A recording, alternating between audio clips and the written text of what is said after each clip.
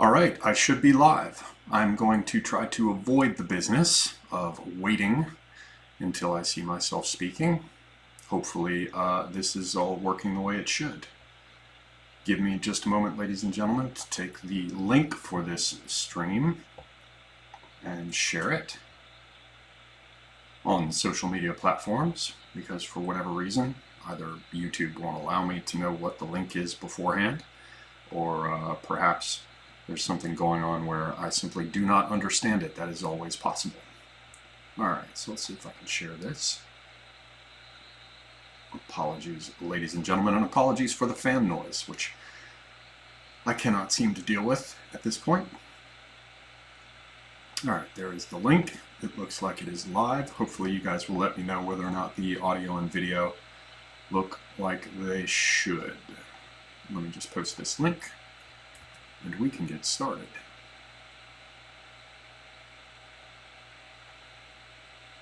Okay, so there is the link going out. And let me just pop this chat out so that I can follow it. And hopefully we can get this discussion going. What else do I need to do? Sorry, peoples. I should also probably take this opportunity to post a little notice about it through the YouTube feature. This will be over in mere moments, I swear. If they would have, provided the link at the outset, I wouldn't have to deal with this. So, anyway, here we go. Going live now on YouTube for discussion of Marx and science.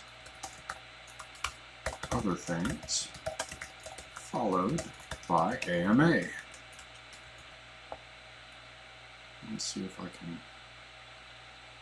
add an existing YouTube video. Will it allow me to add the live stream? Your guess is as good as mine. And it won't, so forget about that.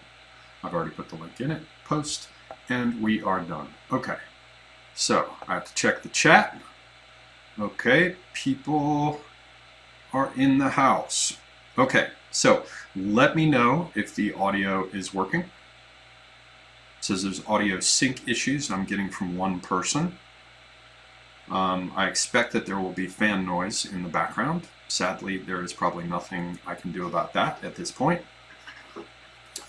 Let me know. Audio is good. Okay, so if people are having sync issues, it's hopefully only one person. Yeah, so thank you for joining me, folks. Thank you for trickling in and so patiently waiting for me to get this thing started. I'm going to be talking about some of my various notes that I've put together. Those of you who've seen my clip about inspiration will know that I favor making notes on note cards and piling them up and then organizing them later, all that kind of thing. And I'm going to take a look at some of them, talk about them a bit. I'll go into some stuff on marks and signs. I have printouts of some diagrams that I'll be going over related to signification, semiotics type stuff. But I've got better versions that are JPEGs that hopefully I can figure out how to share on the screen with you. Actually, yeah, let me see what's involved with that. Oh heavens, I used to be able to do it before. Well, yeah, maybe I'm going to have to leave that part out unless I can figure out how to share the damn screen through YouTube's business. Unless there's a share screen over here on OBS. Does anybody know? Sorry, I swore that I would keep these, boomer tech pratfalls to a minimum. Yeah, okay. This might not work because before I could simply do it by selecting share screen. Display capture. Anyone familiar with YouTube on this? If not, I'm going to have to find some other way to do this, and it probably won't work as well. Wow, I'm going to have to just shift gears in the middle. Won't this be exciting for all of you? And I see no remarks from anyone who knows how to do that. God, this is fucking embarrassing. No, that'll exit the screen. Okay, I better not mess with any of this because I'll screw something up. Let me just check to see if I can input something from a screen share over here. Oh, that's enter full screen. Full screen interface. Nope. Apparently I would have had to have set something up in OBS with scenes beforehand, and I did not. Very well, then we're going to have to talk about less of the Mark-related stuff. People keep saying display capture. Where is display capture? Are you talking about something that would be in OBS? Or are you talking about something that is directly in the YouTube interface? If you know, let me know. See, Kuvakina says only a villager from Russia would put a carpet on a wall. Only someone unfamiliar with textiles entirely would think that a Suzani embroidery is a carpet. But, you know, that happens with people. Okay, let me sip my apple juice, and I will wait one more second to see if anyone has any suggestions for how to share my screen using OBS or the YouTube interface. And if I cannot figure it out, then I will simply begin to cover what I can without going into these diagrams. I'll tell you what, apple juice on a Saturday night, that's a fine thing. Okay, no one is saying anything, so I cannot leave you all waiting. So I'm just going to go into what I can without referencing the damn diagrams. I guess it's probably not going to work out well if I hold up. How is this going to work out? Does that work? No, this shit is really not going to be readable. I wanted to use the JPEGs. I just happen to have a printout for a reference. Oh well, we're going to drop that. Okay, so I can still talk about some of the aspects of memory. I have some stuff on knots. I have something on good breeding, which should be interesting. Just a few thoughts. Again, I'm going through this pile of ideas that I have that have not yet come together, crystallized as full topics for discussion with all the material laid out. But some of them, you know, you'll be able to tell me whether you think it's interesting. Let me know in the comments, in the chat or the comments, if it's something that you're really into. And then I can take note of that in order to put it together as a full discussion. Yeah, and we may just have to go to Ask Me Anything earlier than I thought. Happy Saturday, ladies and gentlemen. Okay. Minoan says noise knots. Yes, knots, not lore. John Kelly says go into everything and make a second part. Okay, yeah. So we have Zed says, give me the link to the JPEG. Well, what will happen? Will you be able to post something? I'll be over there off in some zone trying to get the JPEG to you in some sad fashion, and this whole thing will fall apart. So, welcome, ladies and gentlemen. Welcome all.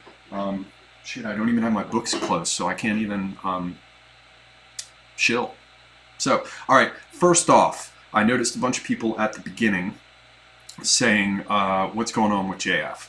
Apparently, I was not careful enough in what I said on my last stream with JF and said some things that he felt would potentially compromise his channel. So he pulled the clip and he posted it over on BitChute. And then he, today apparently, I haven't watched the whole thing, I clicked over and saw the first few minutes of the Public Space show for today, and it looks like he is no longer taking guests. I don't want any drama with JF. I apologize to him personally and directly for saying the things that he felt could compromise the channel. Basically, his channel, his rules. And you know, I know that he's concerned about that sort of thing. I know that he's gone through some problems with being demonetized again after he had carefully put everything together to get remonetized. And I know that you go through all kinds of frustration with guests in general. I'm sorry that I am the straw that broke the camel's back. But again, it's his channel, his rules. And last I heard, though he seemed unhappy with guests in general, perhaps even with me, he did say our friend Semiogogue. So I have no drama with him. I don't make friends the way dogs do, so I don't want to talk shit about anyone. And as a general rule, I don't say anything bad about people who've had me as a guest on their channel, and certainly not people who have had me as a guest several times and been interesting to talk to. I like JF. I'm sorry he's come to this decision, but it's his decision to make, so that's pretty much it. I'm not going to go into it any further because I don't want any drama. It doesn't help him, doesn't help me. And indeed, I'm grateful that I was able to be a guest on his show several times. I'll only add that whatever mistake I made in terms of bringing up topics that I shouldn't have, or phrasing them, I think his issue is phrasing them in specific ways where people could take issue with it. None of that was intentional. So, there it is.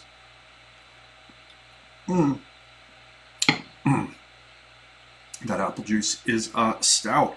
And Faust, the thistle of the Netherlands, is here. Welcome, Faust. I do these streams, these live streams on occasion. I decide when to do them on the spur of the moment. So, yeah, I guess it's early where you are, which works out. Yes. So, Jeff's stuff is covered. I will get to the AMA stuff after I talk about all the things that I'm about to go into. I will try to track the comments. I have a difficult time doing it. As you can see, I have problems even getting a damn JPEG to appear on my screen. And yeah, so we're going to take a look at some of the ideas that I've had, floating around in my pile here for some time. And then we'll go to Ask Me Anything. So the first thing I want to talk about is memory. Memory is something very interesting. I'm sure you guys have heard Tim Rudisil talk about memory in the past on my channel. I have talked about memory quite a bit. There's a clip on perspective. I believe there are a number of clips on the art of memory. And what's this? Right-click sources, display capture, drag it to the top, and boom, from Hitchens. I don't know what Hitchens is talking about.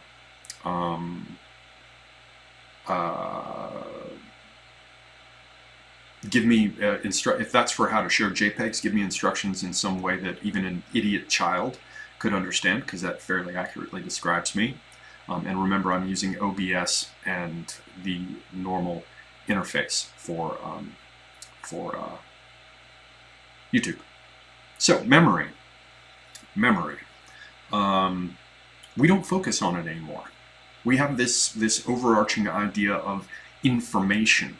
The idea is that there's this thing floating out there and it's called information, and what we're supposed to be able to do is to access it. But we don't pay attention to memory. We don't have it as a fundamental metaphor. We still talk about things like imagination. We say things like, it slipped my mind, or I forgot, I didn't give myself an alert on my calendar. That's about as far as we go with memory as an idea in this day. But once upon a time, memory was conceived of as this fundamental aspect of a human person, and was thought in some respects to overlap with the soul, so that ideas that were held in the memory and kept there learned by heart. And that's important because there were arguments at various times in our history about where the seat of the soul was. It's very easy for us to think of it as being in the head, but for example, in the Middle Ages, there were many who thought that the heart was the seat of the soul, and so to learn a thing by heart was to put it there in the treasure house of the memory that is certainly a part of the soul. We don't think about that anymore. Again, we've got this flattened world. It's like, Edwin Abbott's Flatland. It's entirely two-dimensional. And we do not see the importance of memory in general, and I think we should. We used to commit things to memory. There were bits of verse that people would lock away, and they would use it at the right time. They would mention it, and in mentioning the verse that they had memorized, they would conjure some particular thing that they had learned, or some lesson, or some guidance, some aphorism, some wisdom from the past. I have little bits of poorly memorized Shakespeare in there, and it just fits at certain times, like the one from The Merchant of Venice, is it? I think, where Portia, she's got the three chests. One is lead, and one is silver, and one is gold.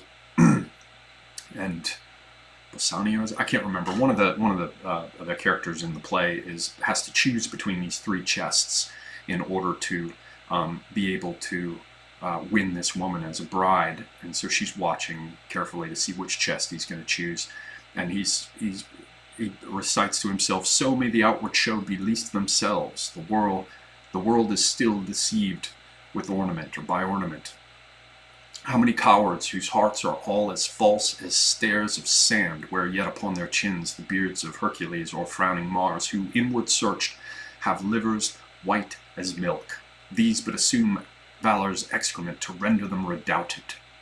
Now, how much more beautiful could you, I mean, not my recitation or my memory of it, which is probably flawed, but how much more beautiful a summation of the fact that the outward shows are least themselves. You know, the idea of not judging a book by its cover, but much more beautifully expressed. Now, if you carry that phrase, it can be a guide.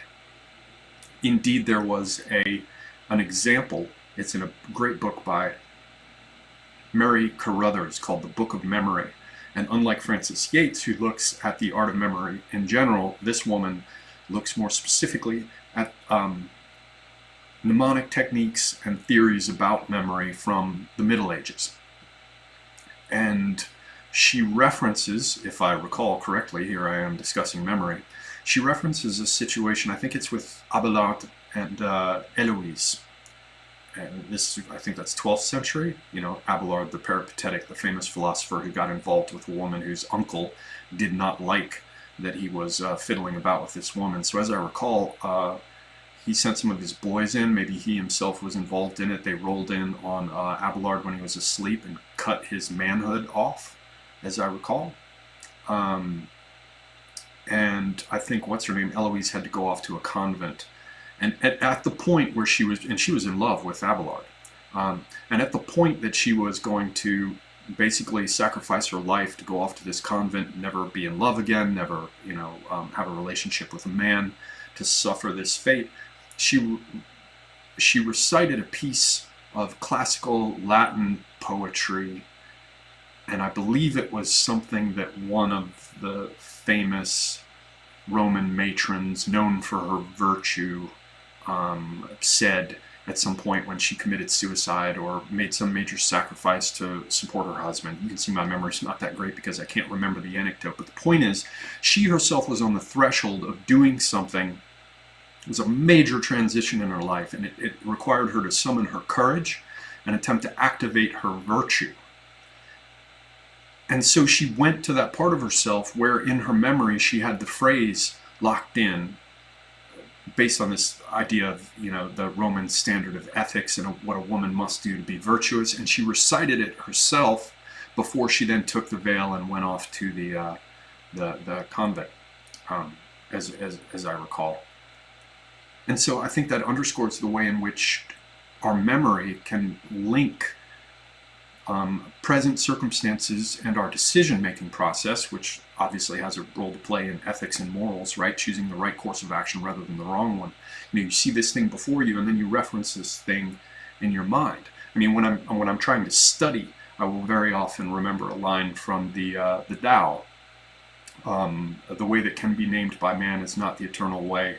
Eternal truths cannot be told in what men write or say. The name that can be named by man is not the eternal name that was before the world began or human language came. And that the nameable took root, the tree of fire and force, which having blossomed and borne fruit, returns then to its source. So it's a little bit of verse. I memorized it. The Tao is, this happens to be a particularly good verse translation of it. But I can remember that whenever I think that I'm going to be able to finally pin something down or have absolute knowledge of anything, or whenever I'm thinking about that idea that there's an end to any process, right? That something can be finally finished. It's like I used to call it the lightning bolt of the ego, the idea that you would eventually arrive. I see it a lot in politics. People are like, yeah, well, if we just change this in the government, if we just change this law, if we just kick these people out, everything will be okay again. And in reality, No, because human nature.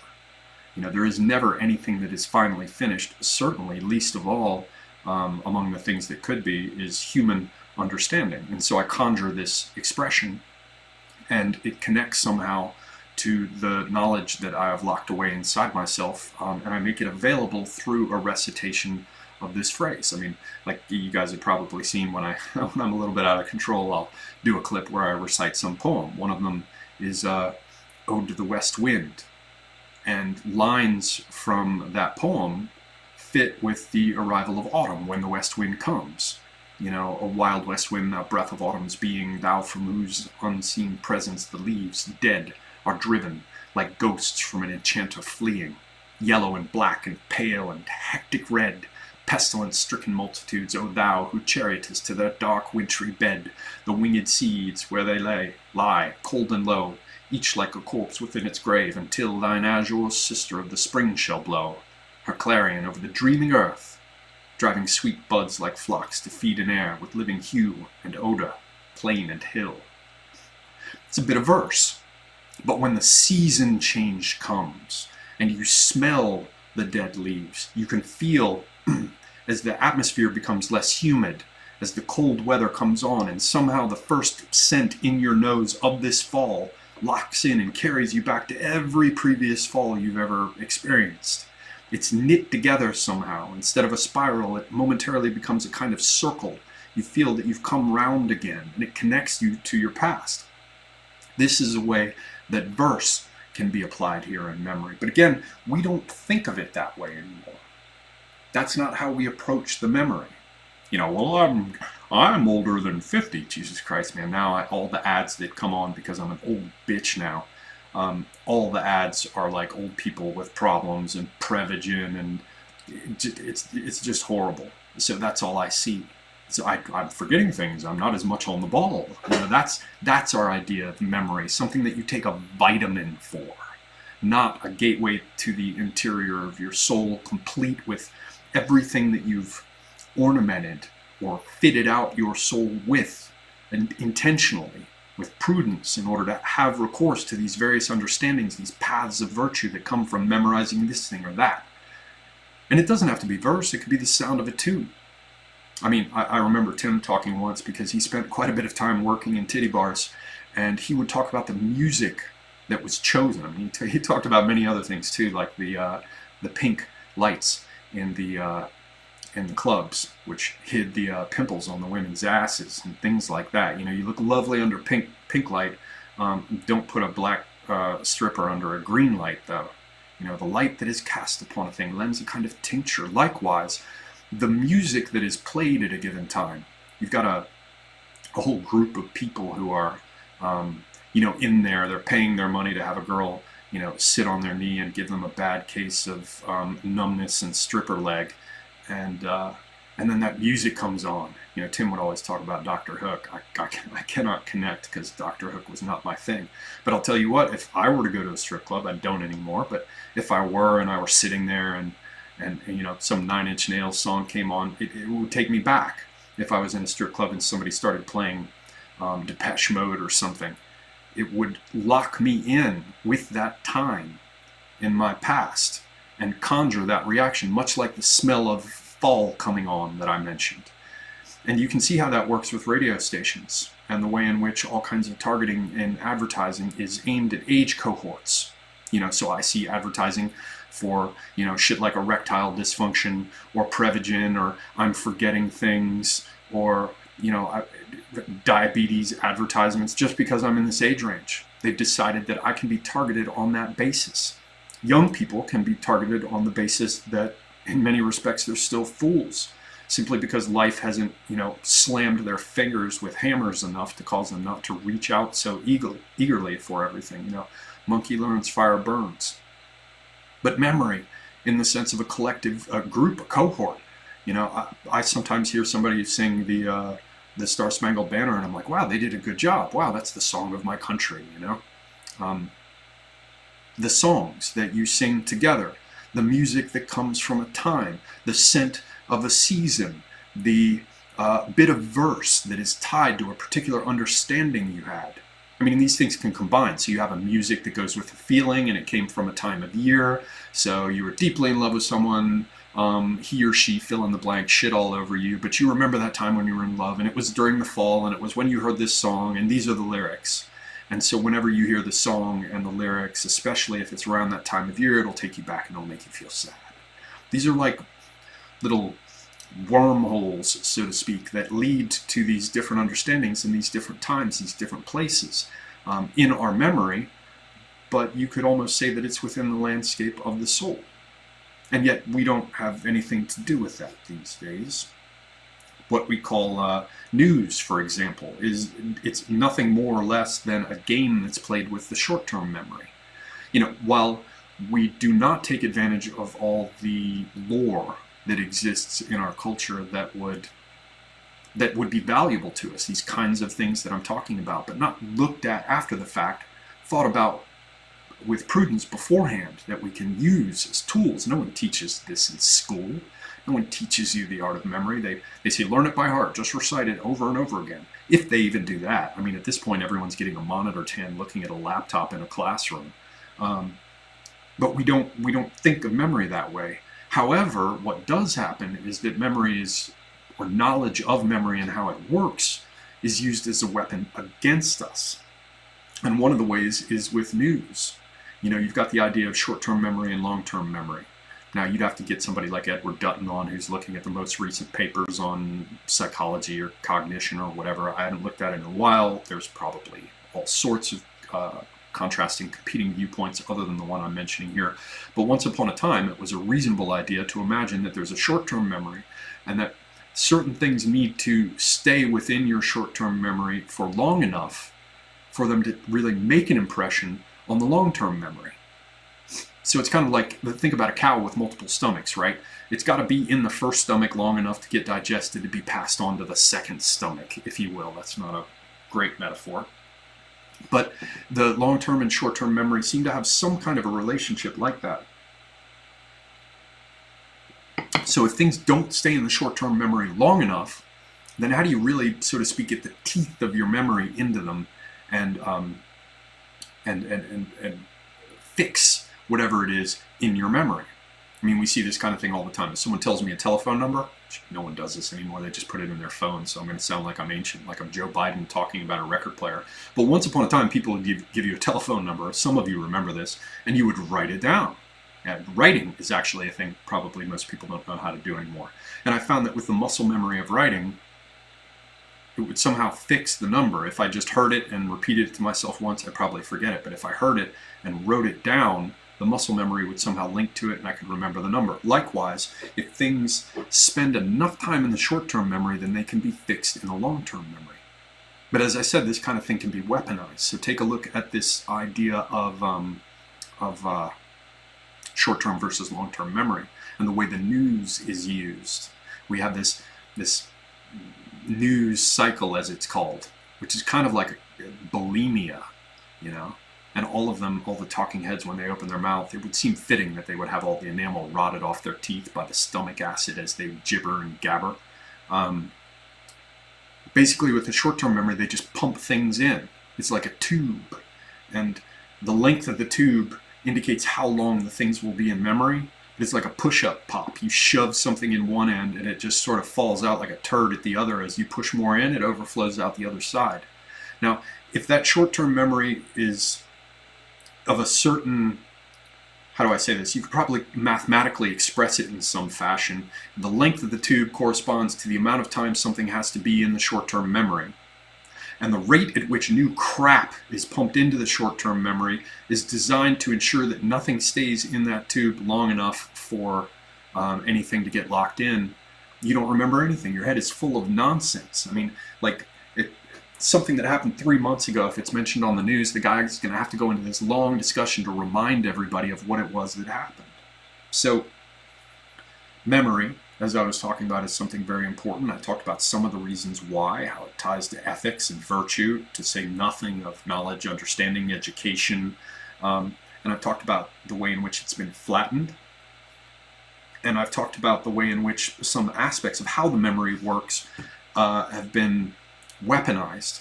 very likely so that people don't remember things. And if you don't remember anything, your identity is gone, your orientation is gone, your understanding is gone, your context is gone.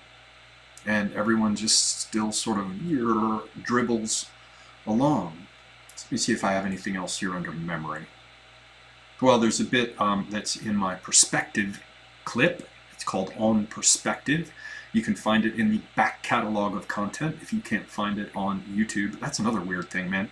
Speaking of memory, it's much like memory. I go to my YouTube channel sometimes and I want to look for my old content and it'll scroll down only to a certain point. It just stops. They're like, oh, well, you know, you scrolled to this point and that's far enough back. We're not going to let you see anything from further back earlier in time. It's just crazy. It's on my channel page, on my video page, and you can't find my old content. They just sort of close the window of memory. It's not there anymore. But there is a clip. If you can't find it on YouTube, you can find it on BitChute. It's called On Perspective. Yes, is there anything else here? No. I think I've gone into that enough. As I said, I'm just going to touch on a few things here, folks. I know that people, and I can't go into the main thing with marks and signs that I wanted to. So I will go over here to this idea of knots. Knots are interesting. There's a clip I did some time back, probably more than one, and it covered an artistic project that I did with a painter friend of mine, and it's called Virtue, Chivalry as a Memory Tradition. And in it, I have 12 signs that I've gathered, and they're designed to be counted on the joints of the finger, because you can get a total of 12 with the thumb, and that way you have them to hand, which is why the hand is part of the imagery as well. And one of the signs looks like a little coiled up chunk of rope, and the painting is of a cowboy's lasso rope, very tight, very stiff, so that it'll hold the lasso shape as it's flown over an animal's neck, or, you know, you try to catch a leg with it, or whatever it is you do. And it's called bind, band, bond. League, lego, that's a Latin root for it, and it's the idea of tying things together. And this idea of knots is very interesting to me. I'm thinking about doing a clip on it. My father was a sailor, and he studied navigation and the rest, and was a sea scout as a kid in the 50s, I guess, somewhere in there, 60s, 50s, late 50s, early 60s. My mother and father lived on a schooner for a while. My brother got into the lore of knots a bit. I did not. Although I looked at things like quipu, you know, the Peruvian or Incan knot writing, so to speak, writing. And it seems that rope and knot lore is very, very interesting, and that it bears looking at because it's another set of signs. And there are a lot of people who depend on knots in a big way. I mean, if you're just doing bushcraft or you're a soldier, you know, that can be very important. But you've got herdsmen. They have to deal with traction systems and knots and harnesses and rings. Without those traction systems, they can't bind the animals and take advantage of their horsepower or ox power or whatever it might be. I mean, hell, it applies to dogs pulling a sled in the Yukon. Herdsmen, horsemen, cattlemen, warriors, sailors, arborists, and climbers. Knot lore is very interesting. You know, you have knots that can flip on you, fuck you all up, you know, and knots for different purposes that have to be tied in a different way. Or knots that if you look at them from one side other than the other and flip the loop in some fashion, suddenly you find you've got a whole new knot that came out of the other one. And it's a very interesting thing for me in terms of semiotics because it has a lesson there. If, you know, for people who haven't been following my channel for a while, I'm into ways that people communicate that knowledge can be stored and that cultural understandings can be made lasting and passed on through generations other than writing. Everyone's got this anthropocentric focus on writing, particularly linguistic writing, like the idea that, you know, A-P-P-L-E spells apple and that's a word apple and it means apple. You know, that's what everybody thinks about. They don't think about how a gesture in a non-arbitrary way, without regard for convention, this means stop. Doesn't matter what language you speak. This signals aggression no matter what language you speak. Now it gets a little more difficult. You know, Italians will say come here like this. You know, people in the US might say this. But the idea of pulling it forward gives the sense of come closer. You know, there are aspects that are not arbitrary. Likewise, I think with knots, there is a lore, just as there is with posture or gesture. And I think it would be a very, very interesting thing to look into. Rope is a tool, ascent to the heights, descent to the depths, taming of the wild, harnessing the wind. I mean, think about the ways that traction systems associated with animals are very similar to traction systems applied to sails and the wind and the rest. Think about a ship as a chariot without wheels. Think about a chariot as a ship without a mast. You know, these things clearly knit together. You know, and then there's, you know, the tensile strength, or I should probably say tensile strength, but the relative strengths, whatever the technical term is for different types of ropes and cordage and the rest, how engineers use it. I mean, and then there's this whole dimension of taming as a subset. Like, think about like Japanese rope bondage and the rest. Or think about Cat's Cradle as a game that's passed through generations of children, and they make these different arrangements that almost look like yantras or mandalas that can be meditated upon. And I've talked about muscle memory as well. So the mudras that are associated with taking a different arrangement of the string and meditating upon how it links. And knot lore is some hardcore shit, man. I mean, my father got a little bit into things like splicing and you know, belaying pins, and God, I'm even now showing my ignorance. I don't know that much about it, but I mean, people who make nets. There's a people called the Komi, and they're up near the area of Finland and the northeasternmost parts of Russia, and they have a whole lore associated with signs that come from portions of their nets, and it can be associated with witchcraft and spells and the rest. Just knots and binding is another one that I really, really would like to look into. Another topic that I think deserves a clip of its own, but I'm thinking that I may want to talk to a group of women about this, because I think it would be very, very interesting. We have an old idea in our culture, which is, how do I put this? It's the idea of good breeding. Now, breed, brood,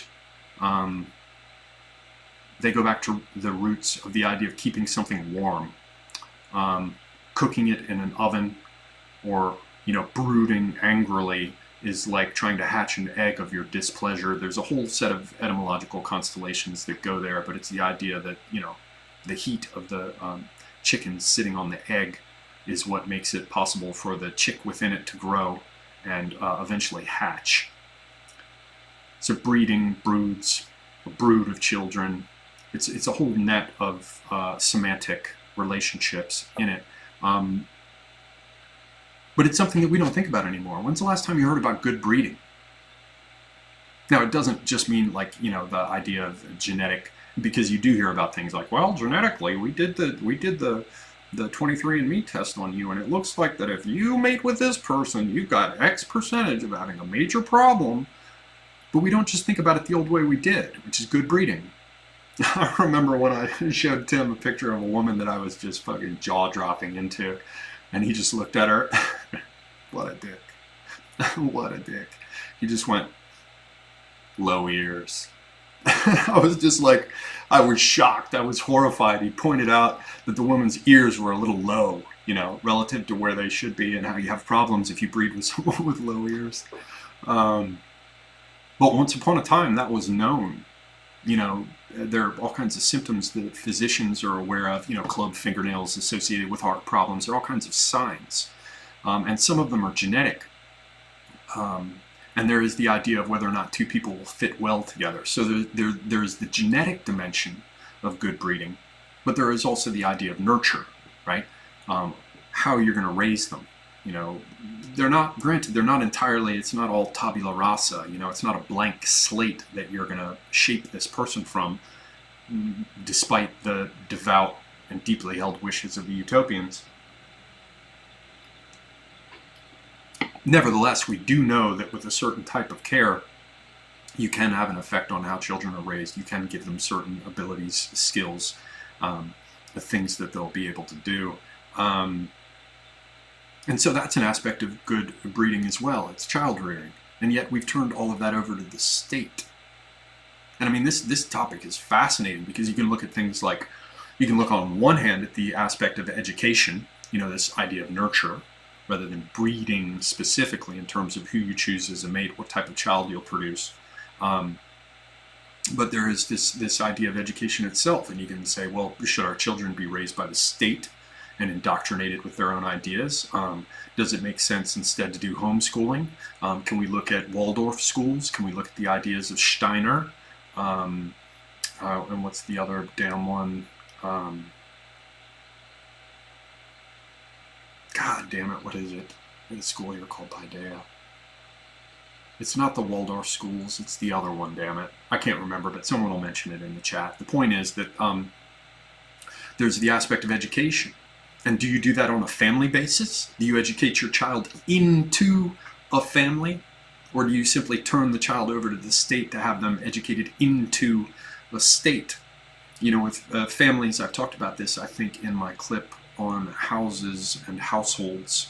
But there used to be a thing called a house book, which was a book of lore put together by the members of the family, and it was a beautifully bound, serious book. And in it, each successive generation, when they reached the point that they were the paterfamilias, or the ruler of the household, they would add whatever lore. It had details, some of the surviving examples do anyway, of like tactics, thoughts on strategy, wisdom that can be applied to sorting out the inevitable troubles that you have with a woman, no matter how much you love her. If you're put up with her and she's going to put up with you for 30 years at a stretch, 50 years at a stretch, whatever it might be. And it was a house book. And then each successive generation would have reference to that house book in educating the child into the family, as distinct from having, normative behavioral training to bring that child into the control of the state. So that's a dimension of good breeding too. But you can go all the way to the other side where they line breed animals. I believe there's an experiment done with Russians on foxes. It's been a while since I read about this, and now I've got so much shit in my brain that half of it falls out the other side. See my earlier remarks on memory, in particular on short-term memory. But they will line breed foxes for docility. They'll line breed them for aggression. What do you get when you cross these bloodlines? What are you likely to get? I mean, to some extent, let the dice fly. But, you know that you've got better chances for certain things with certain choices, though ultimately there's quite a bit that is, that's random. Yeah, so good breeding. Good breeding is a subject that quite a lot could be said about. And I'm thinking that maybe a discussion of that sort would be fitting with a group of females, because that's traditionally the domestic realm over which they have dominion as they should. Certainly the household itself. That's something that I've thought about. Or maybe it'd be cool to have me with one other male and a couple of females to talk that through. I not having any loin fruit, it's kind of questionable what any ideas I might have would be worth. You don't, what is it, you don't ask for sexual advice from a virgin, so to speak. Likewise, for someone without children to talk about how to raise them is a little bit questionable. So, yeah, it might be good to have some people who've already gone through that run of work, who've hoed that row. And yeah, that's another thing I should mention. I'm trying to get some things sorted out now at last relative to live streaming. I may well go with this StreamYards thing. If anybody has heard any horror stories about StreamYards or has any anecdotes to share, please put them in the comments section, because I'm fitting to just, say fuck it and go through the door on Streamlabs and start using it, which will hopefully serve to open new opportunities for me to have guests on to talk about different things. I'm thinking this is a time to bring in guests. Not that I don't like talking to Tim, that's the core of this. Obviously, I've learned quite a bit from him. He's one of my favorite people to speak to, hands down. But I'd like to get content going a little more regularly. And so I hope to be switching over to live stream stuff here shortly. And once I get that sorted, hopefully with StreamYards or something like that, until I get a new computer. If I get a new computer, hopefully I can get better shit. But for the time being, maybe I can use StreamYards, and I can start bringing in more guests and keep it more regular. What I have here, I have a last thing about names, surnames, classification, the fact that race used to mean class just as much as it meant what we think today as race, and how it's all about classification. But I think I need to read Women, Fire, and Other Dangerous Things first. And then I have something, I wanted to do a diagram for it. I'll just give you a tease. I have a diagram here that shows the way in which the media is I call it the magnificon, emphasis on con, and the way in which they sort of create standing waves. They have this amplification chamber. They point cameras at the object, but they have cameras downstream that are pointed at the reaction, and they loop them through as a self-reinforcing process. But I think I'm going to wait. I'm going to make a diagram of that. That will happen eventually. So I covered good breeding. Unfortunately, I couldn't go into these diagrams because I'm such a fuck up in terms of getting these JPEGs to appear on screen. I thought it was going to be easy. Yeah, so I think that'll cover it for now. Maybe we'll just jump into Ask Me Anything a little bit early. We have 1 hour and 14 minutes left, ladies and gentlemen, for me to answer your questions. Those of you who know the drill, please put an @Semiogogue before any question that you might have, and that will help me to see it. So I will now have to scroll back through, see what I missed, try to address these questions, keep it civil. I know I've got at least one moderator in the house, so you know, keep a leash on the ravening wolves, and yeah, I'll just I'll back up and start from the beginning. Let me see what I can find here, and I hope you guys will permit me to wet my throat with just a taste of my delicious apple juice. Although I would like to turn it in some direction so that this damn orange peel doesn't continue to roll into my mouth. Okay, so as far back as I can go, oh, Waterpenny would normally remind me I need to do this. I need to be on live chat, not top chat. Yes, and this allows me to go all the way back. I might have missed a number of things here, people. Okay, so as far back as I can go, the first comment is disciple of Bugs Bunny. Diversity is a code word for white genocide. He's consistent. He or she is consistent, if nothing else. Okay. So yeah, it looks like I cannot go any further back into the live chat than this point at which Montessori. That's it. A bunch of people are saying Montessori. So the first question that I can see from back in the history, apologies to those who I've missed thus far, is one from Dan Adams. You're talking about coevolution, Semiogogue. This circles back with my earlier point about recent study on liturgical thought having unique thought processes and neurological responses. Sadly, Dan Adams, I can't see the earlier remark you made. It makes sense to me. Hopefully I'm going to get my friend Gerard on to talk about what he calls a ritual spiral, and some of his ideas related to how intense personal experiences serve as a sort of point of ingress for the religious experience, which then gets codified in culture. I can't go much further than that. I'm probably butchering his ideas, but we're working now on laying out a discussion about this, and I think it will probably relate, at least in some respects, to what you're talking about here, Dan Adams. Sorry, I can't address it more directly. So let me scroll down here. Another one by Dan Adams. I have a nice book about this subject as well called Coevolution, The Fall of the West, Biohistory. It points to C values and V values. These are related to good breeding. Well, already it seems I'm talking to someone who has more knowledge about the reality of breeding programs. You know, I have Mendel and his peas, and you know, all the way down to silver foxes or whatever. I'm not very knowledgeable about it, just a bit. So you guys are probably ahead of me. This from Mike. Yes, they domesticated the silver foxes used in the fur trade. They developed spots, floppy ears, and of course friendly dispositions, much like the dog. Pretty neat stuff. Yes. However, as I recall, on the opposite side, they undertook the same experiment, breeding specifically for aggression. So it makes it twice as interesting, does it not? Dan Adams says C values are the abstract civil metric of a population versus V values being vigor, reproductive fervor. Reproductive fervor indeed. Fervidly reproducing.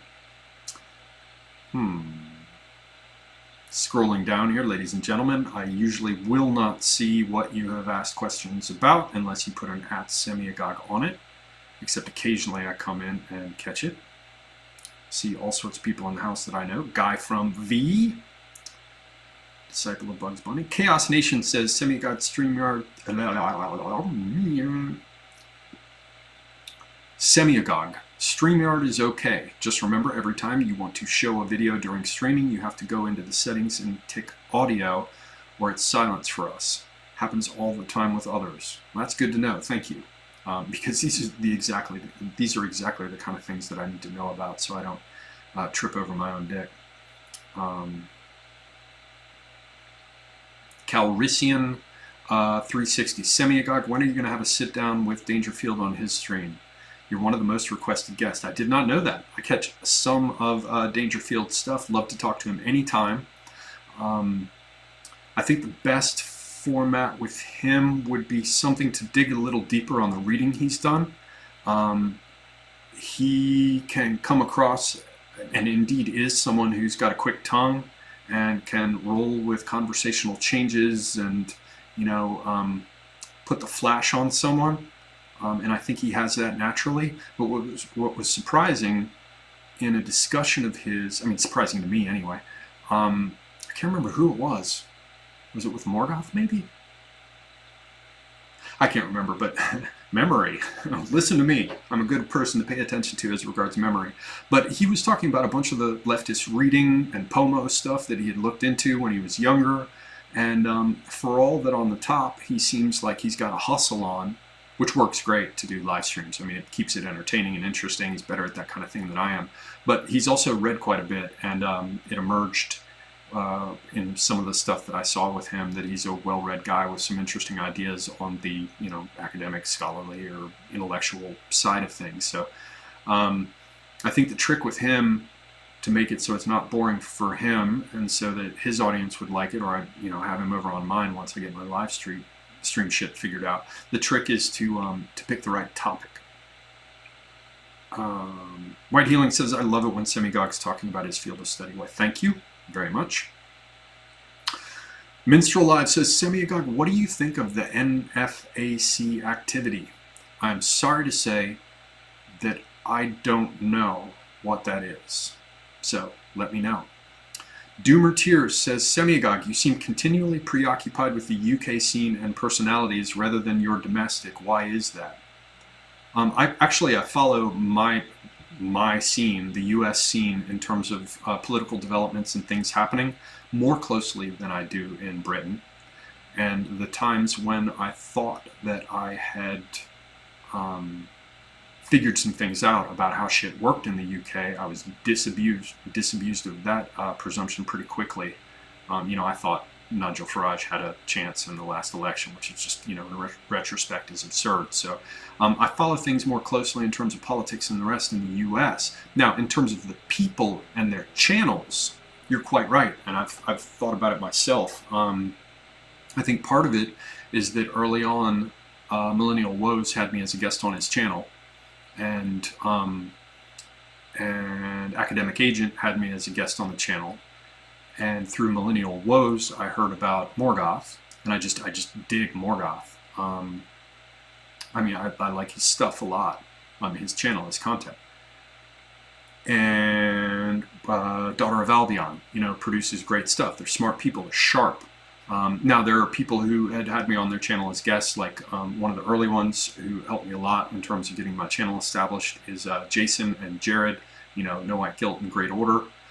But I think, so there are people in the US. I don't know. I understand, I think, how Millennial Woes' mind works.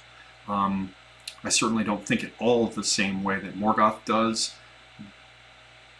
But I get something about how he approaches things, something anyway that seems familiar to me. I don't know. I think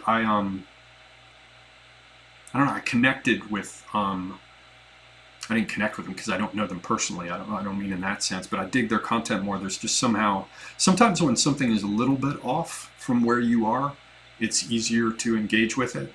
Whereas maybe some things that are, some of the content producers and creators in the US, I don't know, I read the details of their behavior and the keys and cues, and the rest a little more closely because they come much more immediately from my own culture, so they're less interesting to me. There's also the aspect, I mean, I lived abroad, and I've talked about it in the past when I was dealing with living in Turkey. My Turkish was never that good, and so I learned a lot about the culture, but obviously there are a lot of little details and points that I missed because the fineness of the interpretive instrument, my language skill was not good enough in order to get down to the really granular aspects of how one thing differs from another. And happily, in the case of Britain, I can more or less speak the language, more or less. And so with the exception of a few little detailed expressions here or there, I can follow the gist of it. And so for me, it's fascinating. I should have done it earlier, but I went further afield. I lived further away, cultures that are more alien. But Britain is easy for me and interesting because it's different enough that there are things that are unfamiliar and are therefore interesting. But basically, I can speak the language and I can follow nuance in a way I couldn't follow if I were looking at the Austrian scene or things going on in France. So, I mean, I've thought about this very thought myself. I'm like, why is this guy always looking at the UK scene? Is something wrong with him? What the fuck? And the explanations I just gave are probably it's the best of my thinking at this point as to why. All right.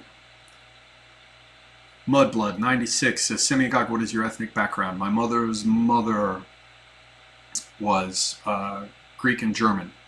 My mother's father was all Italian from Tuscany. One village in the north of Tuscany for his mother, one village in the south of Tuscany for his father. My father's father was French and German, and my father's mother was English and possibly other British Isles. But I mean, all these were those bloodlines, but in America. Although in the case of my great-grandfather, he had just come over to the U.S. from Greece, and in the case of my maternal grandfather, the Italian one, he was the first generation born in the U.S. to immigrant parents. So, yeah, French, German, Greek, Italian, and English. All right, good God. I've lost my spot here now, damn it.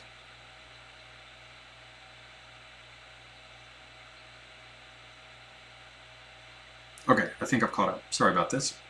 King Eternus, Semiogogue, thoughts on whether or not you believe the Dems will concede should they lose the election on November 3rd? No.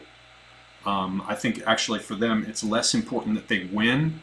I think they've actually got their sights set on the idea that it doesn't matter if they win, they just have to create enough uncertainty that they can create social upheaval and create mayhem and chaos as a result of it. No, I think they're unlikely to do anything in terms of conceding. Mike asks, at Semiogogue, I don't mean to raise an awkward topic or anything, so feel free to dismiss the request, but will you address last night's incident with Jean-Francois? He's talking about JF Gariepi. Yes, I did that at the outset of the stream. I'm not going to talk about it anymore. Just wait until this processed and posts, and up at the beginning of it, you'll be able to see. No drama. Minstrel Live. Semiogogue, big fan of your channel. Curious your opinion on the NFAC. I don't know what the NFAC is. I think someone just asked about that a moment ago, if my short-term memory isn't screwed. So yeah, somebody tell me what the hell NFAC is, and recognize it's probably going to take me a while to get down to the bottom where you put the response since I'm so far behind. Disciple of Bugs Bunny says, Semiogogue, have you heard that you are the last guest JFG will have? Yes, I heard that, and I expect yeah, I already talked about it at the beginning of the clip, not going into it any further. You guys can wait until that process is in post, and you should be able to see at the beginning. I addressed all the stuff about it that I know about it. Proud White Settler in the house. Hello, sir. Good to see you. Louis XVII says, Semiogogue, there is an ancient French song from the 1600s whose chorus translates as, long live the race of our kings, it is the source of our glory. Very nice. I've been listening to a Breton song called Anna Lark or something like that. It's a Alain Stivell or whatever. I don't know. But it has a chorus, din din don. I dig it. Some of the Breton folk music is great. Mudblood96 says, Semiogogue, have you been in fights? Perhaps tell a story if so. Yes, I have been in fights, and I even worked, believe it or not, briefly as a bouncer for about 1.5 years, 2 years, somewhere right in there. Not much to tell. I mean, I had my nose broken in a fight as a teenager, which is why you can see it's got a bump over here and why it looks one way from this side and looks different from this side. I had a group of skinheads. One of them punched me when I was not looking. I was in the middle of running my mouth, which is common. I think I was 15. And that's where this scar is from. It's split. You know, when he punched me, it cut it on my teeth and split it up to here. But not a lot. I mean, I've had enough to do with it that I recognized that, you know, there's chance and all kinds of other things, and you want to avoid it if possible. Shit on you can break. And now I'm grown up, so I don't want to go to jail. I mean, I have some experience with it. And that makes me want to avoid it whenever possible. I have a few stories, not many. You know, probably in terms of like I had some people try to rob me with knives in Turkey. I had a guy pull a pistol out, shoot it past my ear, and put the long barrel on my nose. But all when not the Turkey thing, but the pistol thing was when I was young. I try to avoid that kind of trouble now. I make no claims to be a badass. I've seen too much of reality to think that to be unrealistic about my prospects. And as Mr. Tim Rudisil says, age and cunning will beat youth and bravado anytime. So there's your stories. Okay, Tyler Bledsoe says, Semiogogue, what symbolism do various animals serve in Western culture other than horses and cattle? Tyler Bledsoe. All sorts of symbolism, everything you can imagine. There's a book by a Frenchman that's been translated to English. It's called The Bestiary of Christ. There are all sorts of medieval bestiaries with the lore associated with different animals. That's a whole thing that you can look into. You can also look into, for example, Aesop's Fables. It has a lot of overlap with a similar thing from the Arab world or Persian world called the Kalila wa Dimna. I think that's more Persian, but Wa is Arabic, so I don't know where it originally came from anyway. From Aesop's Fables, you know, the tortoise and the hare, the ant and the grasshopper, that's a very ancient thing about the animal symbolism. You can look at animal symbolism associated with the Greek gods. And you can look at the symbolism, for example, I went through the beginning of the Iliad, where there are references to how the different leaders of the Achaeans behaved, and there are many that relate the commander to a ram directing the rest of the flock of sheep, or to a bull driving the cattle in different directions. I mean, the question is so broad. As I said, medieval bestiaries. It's a little big for me to get into at this point, but there's no shortage of that symbolism. Hogan's Iron, Semiogogue, race ever referred to class? Surprising. I have argued before that race was always applied to clusters of related people, small clusters, family, clan, tribe, group of tribes, etc. Yeah, go to Etym Online, the etymological dictionary, or if you have one of the unabridged Oxford English dictionaries, and I have the second and third edition of the compressed ones, you know, that you read with a magnifying glass, but it's the full thing. You will see that race, they could talk about like a race of criminals. So it could be based on behavior. You could refer to the family as a race, you know, having been born from the race of, I don't know, Hanover or something, right? It was basically a categorical designator that could be dilated or contracted depending on how specific you wanted to be, and it only came relatively lately to be used to refer to what we think of as races today. Hard to watch. Semiogogue, what do you think of the idea that right versus left is really man's attempt to domesticate man? Right being the domesticators and the left always trying to resist. I think that's a little too facile, a little too easy. There's certainly quite a bit to say about civilization as the intentional self-domestication of man.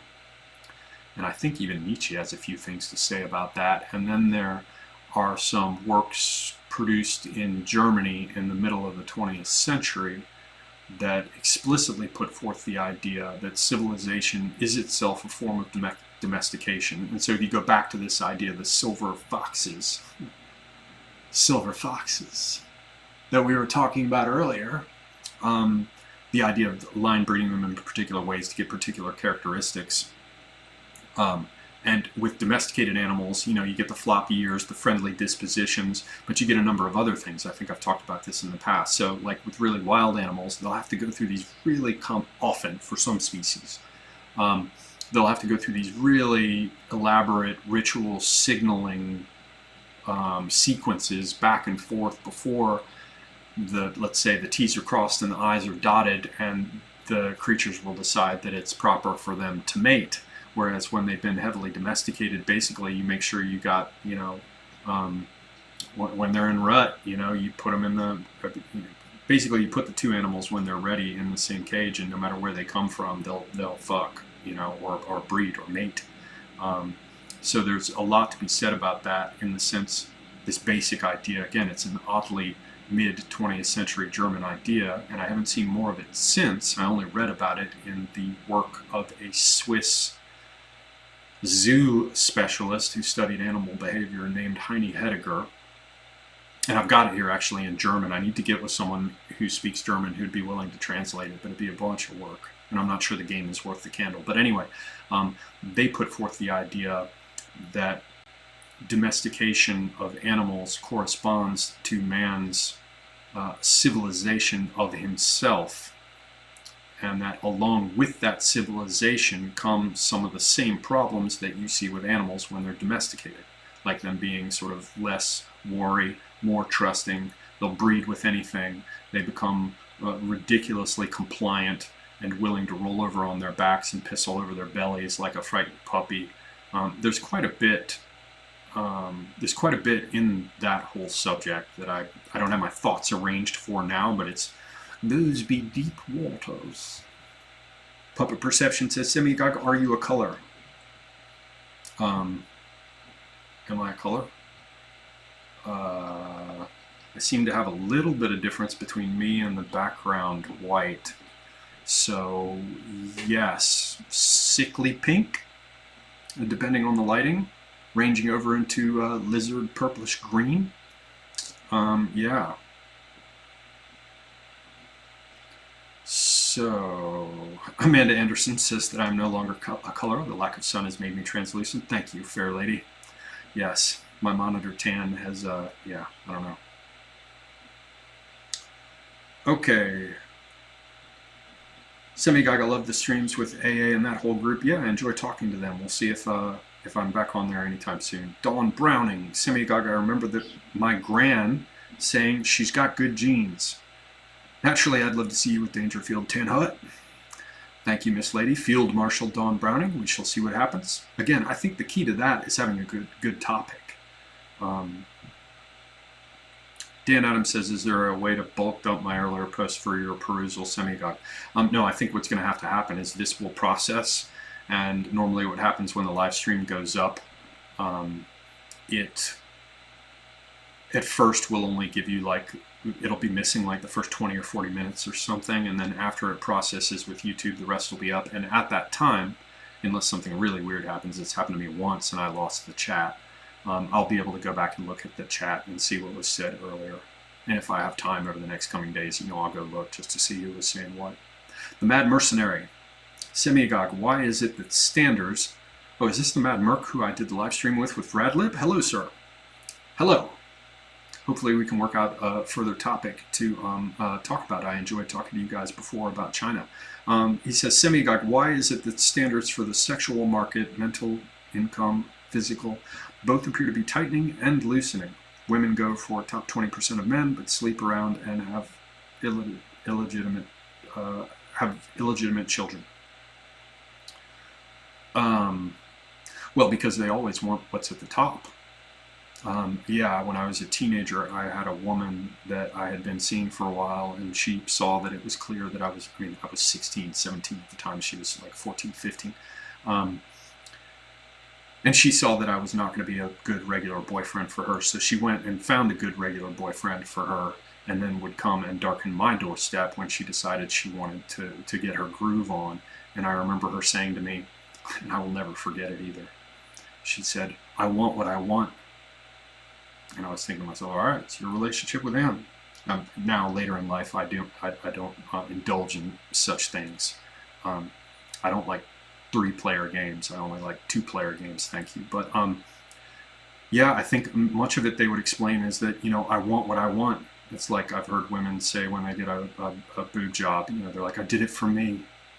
I don't know. I don't want to be, say all women are evil or it's their fault. Men do a lot of this stupid shit too. There are so many men I've seen that, look like their panties are too tight. I don't know. I think because they want to get the one they think is at the top, but at the same time, there are all sorts of cultural pressures and the rest that sort of drive them first one way and another. I don't know that there's really much in the way of rational thought behind it. And in some respects, given to what we can call bio-Leninism, I'm not even sure that biology at this point has all that much to do with it. I think most of the people running around doing most of the shit they do, that I see them doing in the world, they look to me, as I've mentioned many times before, they look like the vestibule of hell, as it is referred to in the Inferno, the first of the 3 books of Dante's comedy. Running around chasing this flag or that flag, stung by wasps, mindless, slobbering men and women, sadly. So yeah, I don't know. Jules Roy says, Semiogogue, 141 viewers versus the Otto poll at 27, Otto getting a spanking. I don't want to spank Otto, I like Otto. I mean, he's definitely an Eeyore. He's always bitching. But he's a well-educated, intelligent guy. I enjoy talking to him. And the only reason I'm really happy, the only reason I'm laughing at all is because whenever I used to complain about my channel numbers going down, he would laugh and say they've come over to mine. So yeah, I guess that's just what he gets. So I got some condensation sweat on my glass. Calrissian 360, Semiogogue, I'll let Danger know you're interested in a book talk then. The scrubs will love it, thanks. I don't know, it doesn't have to be a book talk. Could be. And it doesn't even have to be quote-unquote intellectual. It's just that I think Dangerfield has a whole side of him where he has read quite a bit and thought about quite a number of things. And also, he's an old bitch like me. And old people usually have thought about more than you think they have. The last thing I'll throw in there is that he's lived as an expat. I too have lived as an expat. And I think there's a whole world of conversation that could be had about expat shit. Because boy, that's a world that many people haven't seen, that has certainly its seedy little nooks and crannies as well as its interesting stories and tales. So yeah, doesn't have to be a book is all I'm saying.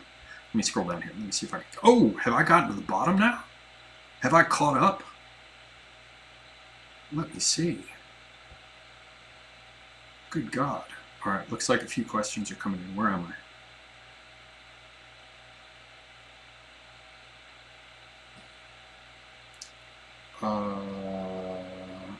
No, I didn't catch up. Sorry. Let me get back to where I'm supposed to be.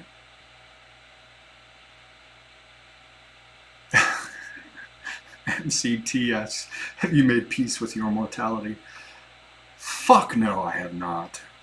Oh, Woes is in the house. Hello, sir. A little bird with a little paper note around its leg flew to the dovecote on the top of your building, Millennial Woes. I will say only that.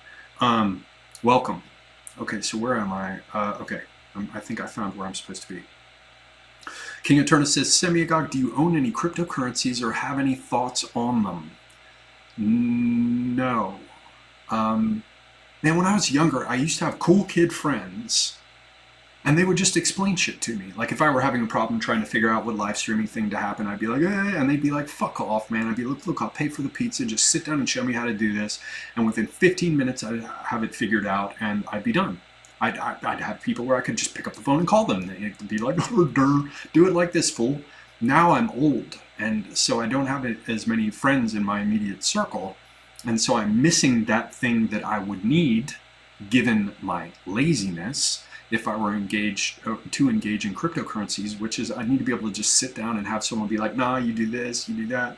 Like, I still have friends that can help me with things like, happily, people who can help me with shit with law, people who can help me explain shit about guns or ammunition or getting a scope mount to stay stable. And for a long time, I had people who could help me out with like home carpentry shit and how to deal with stuff. I don't have anyone who is deep into cryptocurrency, and so I'm prevented from learning as quickly as I could if somebody could just sit down and tell me what I'm dealing with. I mean, I know a little bit about it. I'm better than most normies, but I'm probably over in the boomer category in the sense that I'm still like, So yeah, I need to get a better class of friend in here who can help me with that shit. Death by Cognitive Dissonance says, Semiogogue, I think your distinct uniqueness. Let me start this over. I like this already. Semiogogue, I think your distinct uniqueness in these circles makes you a preferred guest with every channel you go on. Everyone walks away thinking, that Semiogogue guy was so interesting. You know, I could not agree with you more. Let's just sit back. Let's just let everybody absorb that for a minute. Absolutely. Absolutely.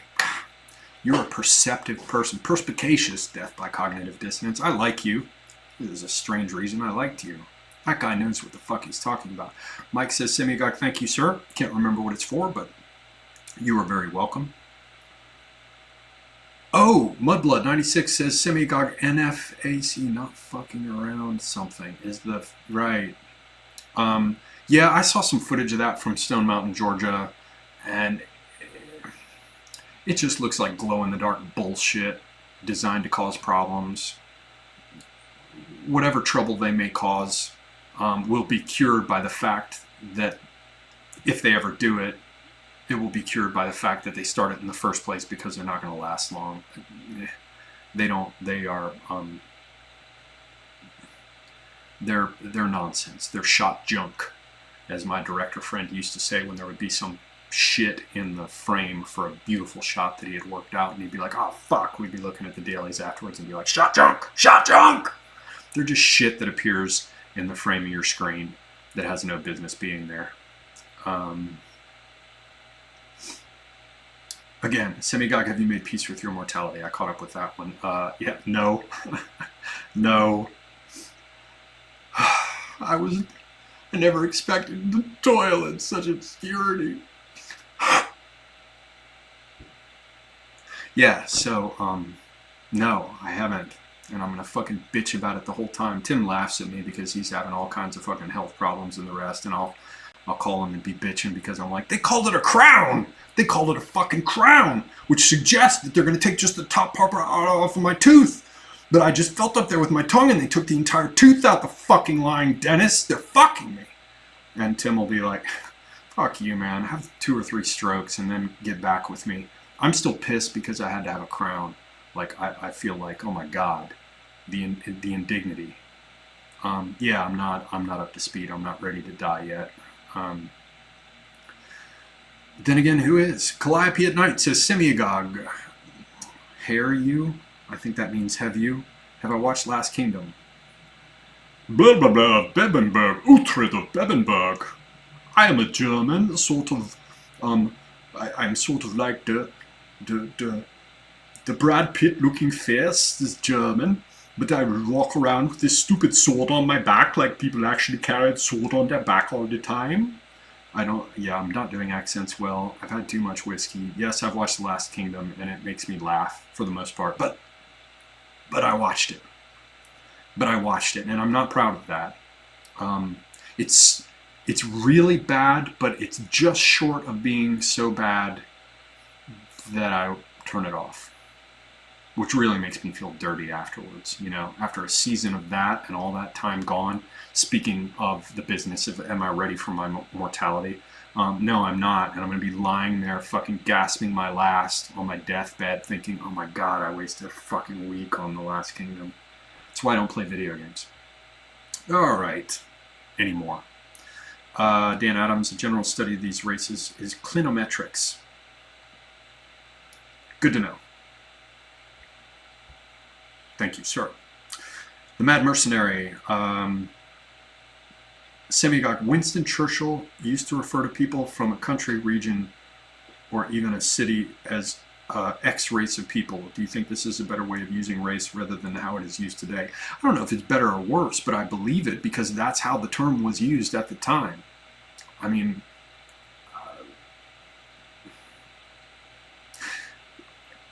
once you look past a certain depth into language, everybody sounds like an idiot. And speaking for myself, that includes me, right? Like I've talked before about what nice means. Nice used to mean trifling bullshit. Nice was superficial, trifling crap that had nothing to do with anything. And so if you were to say that someone is nice, it would be dismissive and denigrating. And yet now they're like, oh my god, Linda is so nice. I mean, she wrote the thank you note as she was walking out of the house and had it done before she got to the end of the driveway, and she slipped it into the mailbox to say thank you. Linda is so nice. And yet, in the old days, it would have been a fucking insult. Likewise, I mean, I just heard Trump say something about, nobody believes it, but we've done an incredible job. And I'm like, well, credit, belief, credo, I believe. Nobody believes me, nobody credits me, but I've done an incredible job, meaning an unbelievable job, meaning literally it's not to be believed. Like these kind of things happen. So it all becomes a mess because nobody cares. I used to laugh at the Greeks when they would talk about introducing katarebos. No, Greeks have a TH. They're the only other Indo-European language that has a TH like English does, I think. Katarebos. I can't fucking pronounce Greek anyway. They got accents on the last syllable of a 15-syllable word or on the 14th syllable of a 15-syllable word. I used to laugh at them with the idea of trying to recover their language and restore it because it's ultimately hopeless. And now, who's laughing now? I'm sure that, there are a bunch of fucking Greek people dipping their water in, their feet in the water on the pier and laughing this way towards America as we begin to speak this pidgin shit language that we currently do. The original question. You asked a question, Mad Merc, sorry. There's nothing we can do about it, except some few of us can look at the meaning of the words from Once Upon a Time, and when you understand that, you understand that there is a truth to the language even though it's been forgotten. So when somebody says, Linda was so nice, you can say, yeah, based on the original meaning of the term, yeah, absolutely, she is. She is so nice. Superficial, nonsense. Yeah, so there is that. You get to laugh, but you're going to be laughing to yourself because no one else will get the joke. And increasingly in my life, that's how I feel. Yeah. Dan Adams says the matter of silver foxes is practically a study in inheritable disposition. One has to wonder if that has a one-to-one correspondence with intergenerational semiotics. Yeah, you mean from the perspective of sort of like memetics as opposed to genetics and the noise that's introduced to the signal as it's introduced subsequently through each one of the cohorts. It's kind of like a telephone game across generations. The game we used to call telephone, where you whisper in somebody's ear and the message and see how it's distorted. when it comes out the other end of the line. Yeah, there's something to that, but I haven't properly dug into the Dawkins stuff. Yeah, by the way, Millennial Woes, man. Support for the Woes. And hopefully all you guys find him wherever the fuck he is now, because all I ever see him now is in the chat area of my discussions. Everyone go tell him that as soon as he is able, he should start producing content again. Ogun's Iron, Semiogogue, regarding race. Yes, I thought race equals descent groups, even if different sizes. Small size equals family, large size equals current idea of race, but always related by blood. Well, yeah, that's how it's used now. And there may be some aspect of that. I haven't looked that closely at the etymology, but I distinctly remember the example. I think it's from the OED, Oxford English Dictionary, where it refers to a race of criminals. Now, they may have been talking about a criminal family. You know, the beautiful thing about the OED is that underneath the main definition, it will actually have quotations with dates, and they will be the first and then subsequent, the earliest occurrence of that word that they're aware of, and then subsequent ones. And so you can trace the sense development in terms of the semantics of it. So maybe when they were talking about a race of criminals, they were referring to a family, but I filed it in my mind as being non-blood related. So, you know, your mileage may vary. Go back and check it, but I think I'm right. Black Pepper says, Semiogogue, why are you so based? I don't know. A lot of people would disagree with you, but I agree with you. Tommy Spade, Semiogogue, love your work, particularly geopolitical speculation, but also culture. Nice occasionally hearing your background, but I wonder about your co-host Tim. What's his insightful background? Well, Tim's background is for Tim to share. I will say only, and he shared quite a number of things online, other than mentioning that earlier in the stream that he used to work in titty bars, which he himself has mentioned before, or I wouldn't have said anything about it. I'm going to leave that to Tim to talk about. It's up to each man what he wishes to share. Marcus Aurelius, Semiogogue, any thoughts about 90-degree angles being referred to angles of sorrow by the ancient Greeks? Do you know the history behind this and why? Yes! As a matter of fact, I do. Oh my God, someone came out of the world. Are you just trying to make me feel better? Have you heard me talk about angles in the past? And you said, I'm going to make Semiogogue feel good tonight by bringing up this subject of angles. Because who the fuck else on earth has gone and looked at astrology and said, why is a 45-degree angle bad? Why is a 90-degree angle called a square worse? Why is a 180-degree angle called opposition? Okay, I'll grant you if it's 180 degrees apart, they're head-to-head across this line. I kind of get that. But why would a 30-degree angle called a sextile and a 60-degree angle called a trine, if I don't have that backwards, why would those be good things? Why would 45 and 90-degree angles of relationships between stars on a circle be considered bad, and 30 and 60-degree angles be considered good? As a matter of fact, I have looked into this, Marcus Aurelius. And, I mean, because this 90-degree angle being referred to as angles of sorrow by the ancient Greeks, I'm not sure it's ancient because most of the stuff that we have for Western astrology is from the Hellenistic period and later, so I'm not sure we can say ancient Greeks. If you have a reference for it, though, I would like to know.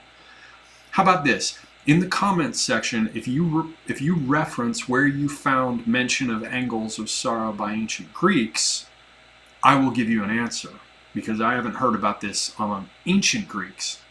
I've only found it going as far back as the Hellenistic period. That means Alexander and later.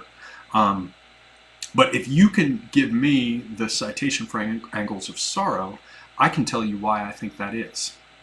And nobody else has ever asked about such a thing or even bothered to think about such a thing. But I have, and I think I found out the answer. I don't share it with you, but you got to trade. Got to trade. Bring your guilt to the table, boy. King Eternal says, Semiogogue, have you ever been to Toronto or any place else in Canada? Yes, I went to Toronto once, and I have been to Vancouver once. And both of my trips to Canada were miserable because I was stopped at the border, carried off into separate rooms, and interrogated as to whether or not I was there to take jobs from Canadians, which is a deeply ironic thing given that both times I was brought there on business. I was put up in a hotel, and one time I was there literally for the afternoon, flew out the same evening, had a return trip ticket, and that was Toronto. And when I was in Vancouver, I was there at most for like 3 or 4 days. And the Canadians were all over me, asking if I was, how much luggage do you have? Or literally they asked me, are you here to take jobs from Canadians? And they literally took me off to separate rooms to give me special treatment. And these are the same people who let like Somalis just walk across the border south of them. Yeah, I've been to Canada. I have, I've talked to people like Zed Des, JF. There are a lot of people from Canada who seem interesting and genuine people. Very cool. I think Endeavour is from Canada. So I believe that there are lots of hardcore, good Canadian people left, but like so many of them are so deep in the pit of like abject politeness to the point of like self-abnegation. I don't know what to do with Canadians. They're so passive aggressive, or at least the fat border control people at the airports, these women, these fat middle-class white women who were charged with like interrogating me to find out if I was going to take jobs from Canadians. Like, I don't know. Things have got to be straightened out in Canada, and sadly, I don't think that's ever going to happen until Princess, what's his name, Trudeau, when Princess Trudeau is out. So it's going to be a while. It's going to get worse before it gets better in Canada, sadly. Doomer Tears. Semiogogue, I recently stopped smoking. How about you? Are we both too old for it to matter? No, from everything I've seen, you can have all kinds of advantages from dropping it. The big issue for me is that it's something to look forward to. I mean, there's the addiction aspect as well, but to me, I can always be like, no matter how shitty this is, I can take consolation in the fact that in about 10 minutes, I'm going to go downstairs, have a cigarette, and it's going to be great. It's going to be easier for me to quit when I'm not around people as much, because whenever I was working, I haven't had work now with the COVID shit in forever. But up until, right up to March, I was still working, and cigarettes are great because if people are understanding enough to just not hiss at you when you smoke, and then you can say, I'm going to go grab a cigarette, which suddenly becomes an excuse to get the fuck away from everyone and not be bothered by them and just go stand outside in silence for 10 minutes and be left the fuck alone. So yeah, that's the problem. That's what makes it difficult for me to quit smoking. But no, it's not. You're not. I mean, if you're my age, it's not too old to matter. Fucking old as I am, it's never too late to quit. Go ahead and quit. It'd be a good thing for you. One day I will too. I'm not going to quit smoking though until a woman makes me. And so the challenge is to find a woman capable of making me do it. That'd be interesting to watch. Okay, North Rising. Semiogogue, you might look into the Saturn myth. All ancient cultures. Whoa, what the hell? It just refreshed. And here I was thinking that I had caught up. I gotta go up to wherever this fucking huge amount of caps. Okay, might look into the Saturn myth. All ancient cultures say the original sun was reddish purple and is identified as Saturn. This implies humans with white features are the first humans. I don't know anything about that. Thank you for sharing your thoughts. I wish I could comment, but I have not heard that before about an original purple sun. Though it works for me, right? I'm wearing purple. I look a little purplish green. I'm pale. I'm the original people. Joseph Stalin says, Joseph Stalin says, Semiogogue, there is 10 out of 10 lady that gave me sweets and punched my shoulder. But the moment she starts talking, my mind goes blank. How can I stay calm and be more smooth, charming? Well, I mean, the same way that I avoided premature orgasm. I just imagine my grandmother. So just imagine your grandmother. Imagine someone that you have to be nice to and very kind to, but who doesn't attract you or overtly repulse you in any way. Although, yeah, that image of my grandmother was a little bit repulsive, but it worked. Too much information? I don't know. Okay, let's get down here. Tyler Bledsoe says, Semiogogue, who do you prefer, Plato or Aristotle, and why? Up until recently, I would have said Plato hands down. Aristotle is a bit plodding and empirical. Now, I'm not so sure. I think that what's most important is to accept and integrate and consider both Plato and Aristotle. And as I recall, on Theos, who I did the clip with, a couple clips on the light and darkness, hopefully we'll do another one here before too much longer, he was looking into Pico della Mirandola as well, and I believe one of the things that Pico tried to do was to have a reconciliation of Plato and Aristotle. So my answer is put them together, make it work that way.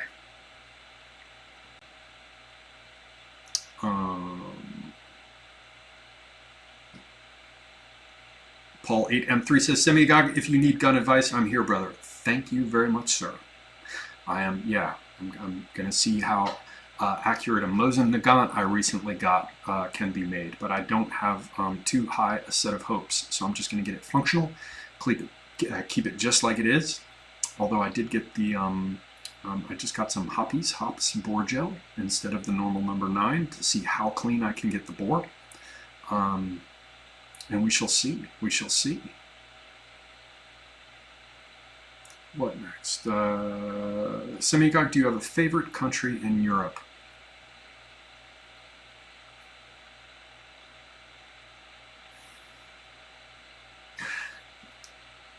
They don't deserve it, but I really like Holland.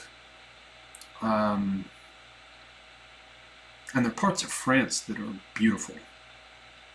And I think if I got out of Stockholm, out into the country of Sweden, I would like it. I saw parts of Hungary that were actually just gorgeous, though I tend to like being closer to the coast. So let's leave Hungary out for now. Architecture, Czech Republic, Prague was just, I mean, everybody knows it is. It's fairy tale beautiful. Although the Czechs I didn't find to be all that cheerful a group. But beautiful, beautiful place. And there are parts of Spain too. See, I haven't seen enough areas, but I think the parts that would suit me the most psychologically and genetically. See, that's my problem. I'm split. I'm all Indo. It's not a genetic category, but to whatever extent it refers to Europeans and their ancestors, I'm all Indo-European. Although with my Greek blood, there may be a Turk in the woodpile. But it's all Christian European. The problem is it splits. I've got a very distinct Italian-Greek side, and that's the part of me that's drawn to brunettes, and then I've got a side that's French, German, English, and that's the part that likes Dutch girls riding bicycles with long legs. So, I don't know, it's a split. There are parts of Italy, particularly on the Adriatic side, that I think would be gorgeous and beautiful. The Anatolian, the Lycian, and Pamphylian coast, the southern coast of Turkey is beautiful, absolutely beautiful. Adriatic coast of Italy, probably Adriatic coast of Croatia from what I've seen of photos. Parts of Spain, parts of France, and even Holland I like. Now Holland is, not as exciting because it's pretty much flat. But there's just a color of the moss growing and the canals and the girls on bicycles. So yeah, I don't know what to say. Hugh says, is there a place where I can read about your work on beast marks? There is a book called Traditional Marking Systems, and I am one of 3 authors. I helped write the introduction, and I wrote the first sort of chapter. Traditional Marking Systems, you can find it on Amazon. I will not get any of the money because it's published by somebody else. There's also an article that I did in a Roy Harris Festschrift article of Language Sciences published by Elsevier, called like Language Out of Bounds or something. And yeah, you can find it in there too. Satali said, Semiogogue, do you think you will speak to Veronica Kuznier again? I'd be happy to. Not a problem with her in the world. I appreciated talking to her before. I got in touch with her, I don't know, not long, within a year after the last time I spoke to her. Just shot her an email, said, hey, are you okay? You disappeared from everywhere. And from what I heard, she was sort of doing her own thing again. So, yeah, I mean, if she were around, I'd be happy to talk to her if we could find like a good topic. No ill will towards her, goodwill, certainly. But it would depend on, her sort of appearing again and wanting to talk. Minstrel Live says, Semiogogue, I thought maybe they were fake. I can't remember what he's talking about. I mean, my breasts? I don't know. What? They're real. I did it for me. Paul 8M3 says, Semiogogue, I've had surgery, many medical procedures, but you need to think and ponder the reality that none of us last forever. The world will go on without me and will go on without you also. Yes. I think it's time for me to go read Hagakure again, because I need to meditate upon that samurai understanding that I am already dead.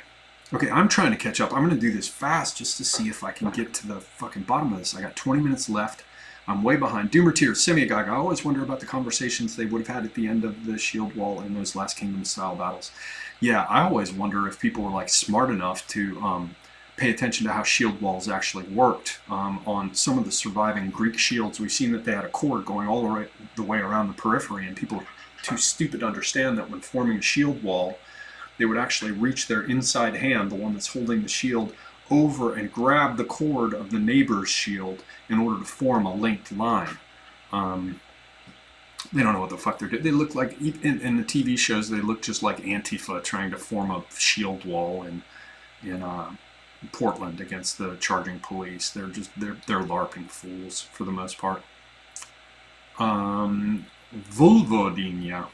which I guess is that area on the border of former Yugoslavia and Hungary, in the land of the vulva. I don't even know what's going on with that. Is China going to fall in line with the NWO, or is it going to get attacked economically or worse? Second half, yes. First half, subsequently, yes. Guy from Vermont, that's such an 80s impression of a Yippee, it hurts. I don't even remember what this is. Dead says, Semiogogue, my favorite person in the channel. Thank you very much. Thank you. Steve Chisholm says, Semiogogue, what the fuck happened to the Byzantine Empire? Considerations of space prevent me addressing it at length, but I think first the Seljuks happened to the Byzantine Empire, and then the Ottomans happened to the Byzantine Empire, with a little bit of help along the way from crusading Christians from further west. Palooka82 says, Semiogogue, how much do you think mysticism plays a role in current geopolitics? Only peripherally, in the sense that it may influence some few power players who have some idea about some shit. Yeah, Millennial Lowe's is only on Telegram, and he wants me to join fucking Telegram. If you understood the dark night of the soul that I'm going through with the idea that by signing up for fucking StreamYards, I'm going to turn over control of my YouTube account to this faceless organization, maybe one day. Maybe one day. Steve Chisholm says, Semiogogue, you should do some sort of historical documentary. Well, let me know what it is. Dan Adams, I'll skip it because I've answered a bunch of questions from him. It's about Dawkins with meme lineages, but I'll take a look at it.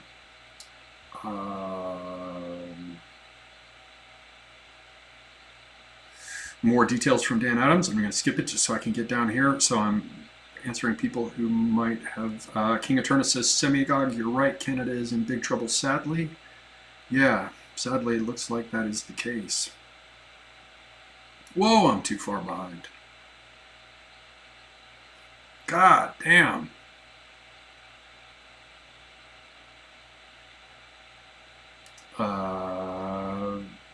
Okay, yeah. Mad Mercenary says I should try cigars. I'm going to pipes, but yeah, I hear you. That's probably wise. Logan's Iron said TH is found in Icelandic. Ooh, what do I know in Icelandic? Ég svor vitlaus og heimskur. Já, TH is found in Icelandic, common in Germanic. Occurred to me the other day that if you have a Frank pronouncing a Latin word like medium, the D turns into a TH and you get moyen. Those fucking Franks. Good to know. You know more about the prevalence of the TH phoneme than I do. Yeah, wow, actually, yeah. Louis the 17th just showed the little thorn character and, yeah, proved that I'm not thinking right. So, yeah, Greek, Icelandic at a minimum, and some other Scandinavian. Yeah, Thor. Thor has a TH. Whoops. Yeah, I can't be on the ball all the time, ladies and gentlemen. Black Pepper says, oh man, my friend who's in the military today, he just gave me a great expression. He said, picking that shit out of black pepper. And he also referred to another one, which was unfuck something. He fucked it, and I've got to unfuck it. Yeah, black pepper. Semiogogue, consider the Kalpaks. I love the Kalpaks. And you know what? I think I'm going to wear a Kalpak again as soon as it comes around to being cold again, because the Kalpaks are mighty. Zedez says, Semiogogue, we should have a chat about my trip to Tibet. I agree with you. Perhaps we'll do a ladies stream where I get a bunch of the ladies on, and you can tell me about Tibet as well as, what was that about household? Good breeding. If you have Rugrats. Steve Chisholm, but we can have a discussion about other things, even without Rugrats, because I ain't trying to throw attitude, having none of my own myself. Steve Chisholm, Semiogogue, although you think Moorcock's Eternal Hero series repeats itself, do you not agree the myth of Quorum could be used as motivation to fight the fucking meddlers? Yes, the Eye of Rin and the Hand of Quill. Oh, how the Vardags suffer. 360 no scope spoon clank. Semiogogue. While we're speaking of the plethon Marsilio Ficino, Pico della Mirandola, and Cosimo de' Medici guy, at what point in history will the video series end? As last I understood it, it depends on Teos's availability. But we were at least talking about going up through the French Revolution. And I myself think that there's probably a good call to look at things like the Hellfire Club. But we'll have to see. It depends on how much time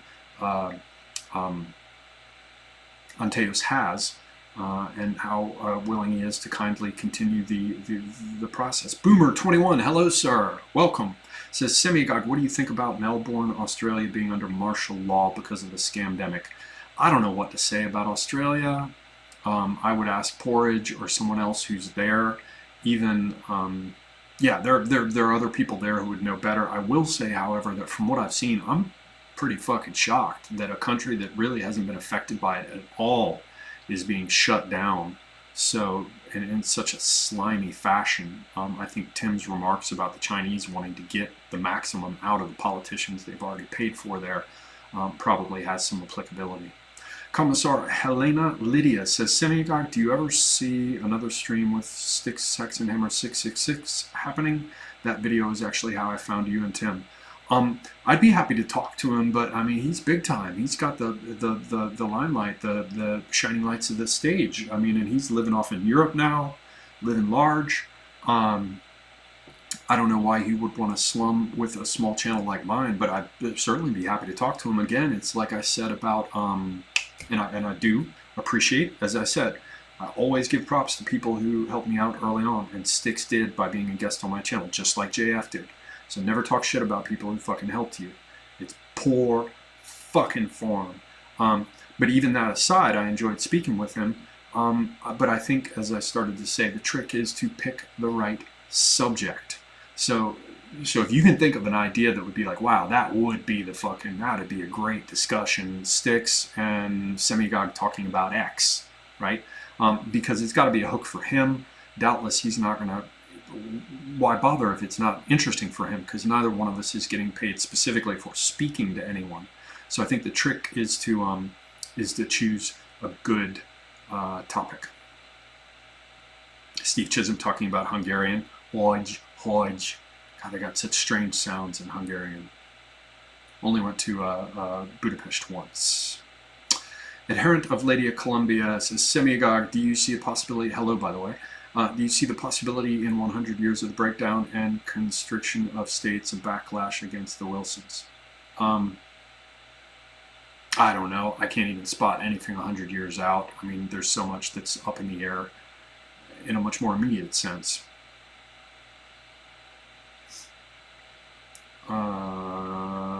Paul 8M3 says Muslim God AR-15, AK-47, whatever. Take a file and make a 45-50 degree point on your front post. The chevron point is far more accurate than a square post. Yes, I have to get the height sorted first, and I don't like the idea of putting some piece of wire insulation over it. Like, I would want to like change the post if I can't get it more or less right.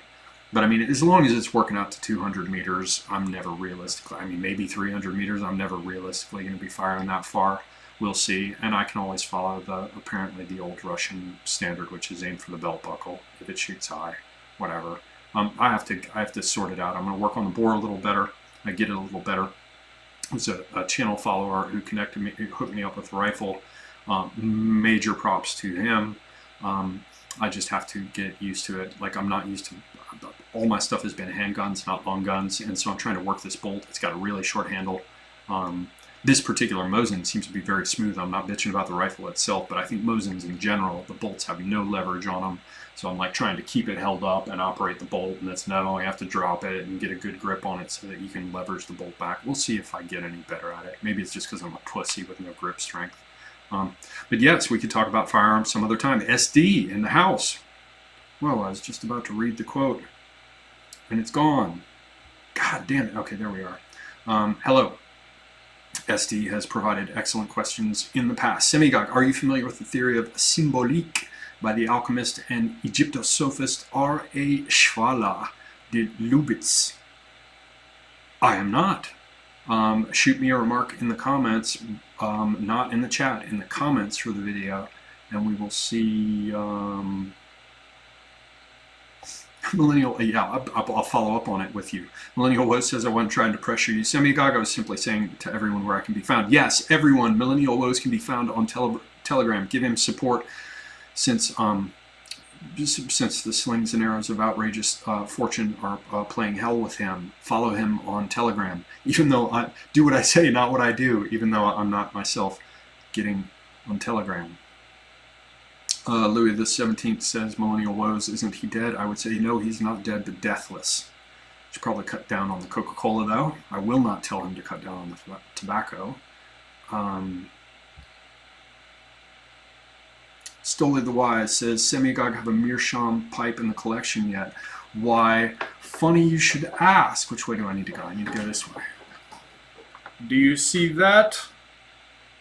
Right there. Whoops, I gotta go back this way. It's all reversed for me. That is that is one meerschaum pipe in the collection. That is a pre-Republic Peterson's, and there are two else. Two further ones that are meerschaum on that pipe stand.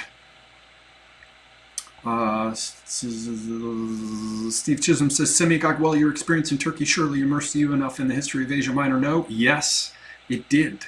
And it's a beautiful country, man. And I know Turks catch a lot of shit. I'm not into Erdogan these days.